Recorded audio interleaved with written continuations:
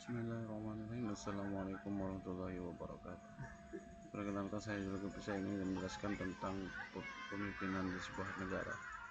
Pemimpinan dalam birokrasi publik di Indonesia. Kepemimpinan birokrasi publik adalah kemampuan yang menggerakkan sumber daya aparatur instansi untuk mencapai tujuan pelayanan masyarakat.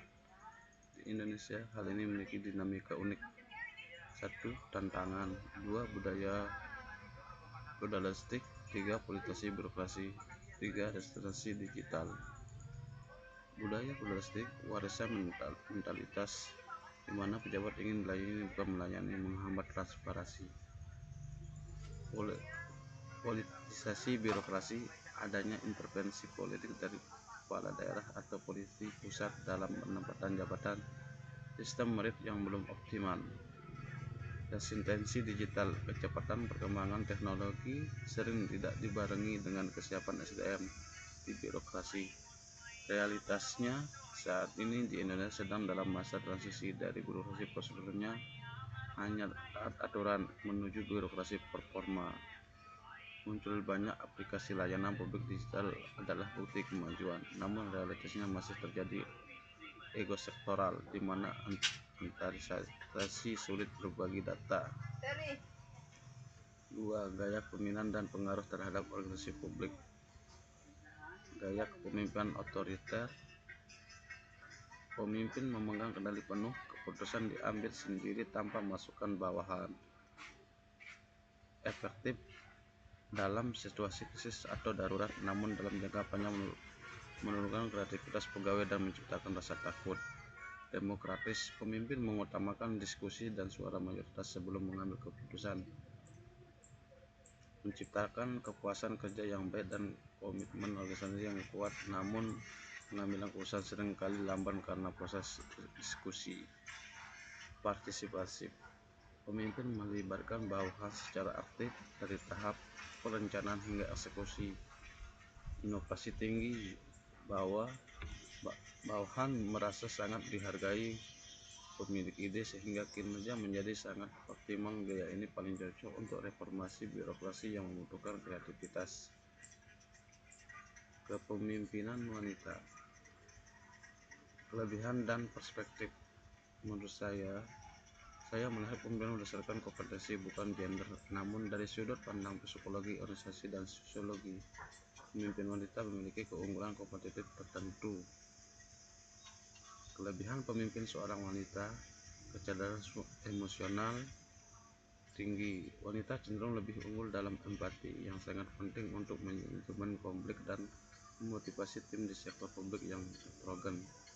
Gaya transformasional, wanita lebih sering menggunakan gaya mengayomi dan membimbing, sehingga mampu mengubah budaya organisasi menjadi lebih kolaboratif. Multitasking dan ketelitian, memiliki kemampuan mengelola berbagai isu kebijakan yang kompleks secara simultan dan detail yang tajam. Inklusivitas, seringkali lebih peka terhadap isu-isu keadilan sosial, perlindungan anak, dan kesejahteraan keluarga dalam perumusan kebijakan. Jika saya diberikan mandat menjadi seorang pemimpin, berikut adalah 3 kebijakan strategis untuk mengatasi masalah utama. Pertama, korupsi, transparansi radikal, penerapan kelas kode di birokrasi, menghapus transaksi tunai dalam seluruh layanan pemerintahan untuk menutup celah pungli. 2. Sistem audit real time, menggunakan digital untuk memantau aliran dana anggaran secara otomatis jika ada ketidaksesuaian antara gaya hidup pejabat dan LHKPN. Sistem akan memberikan peringatan otomatis kepada penegak hukum. Bagian 2. Pendidikan, akses kualitas berbasis teknologi. Kurikulum fleksibel, mengubah kurikulum agar lebih fokus pada critical thinking dan soft skill daripada hafalan. 2.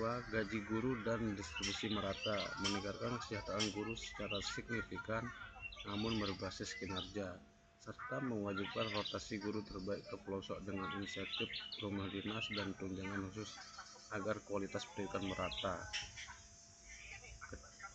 3. Ketimpangan sosial, distribusi aset dan pemberdayaan. 1. Reformasi agraria, memastikan rakyat kecil memiliki sertifikat tanah produktif yang sah untuk modal usaha. Universal Basic Service, memastikan biaya kesehatan dan pendidikan tinggi benar-benar gratis untuk 40% penduduk terbawah, sehingga mereka memiliki tangga untuk naik kelas secara ekonomi. Kredit mikro dan tanpa anggunan, memberikan akses modal bagi UMKM di pedesaan melalui aplikasi yang diawasi secara digital. Sekian dari saya. Wassalamualaikum warahmatullahi wabarakatuh.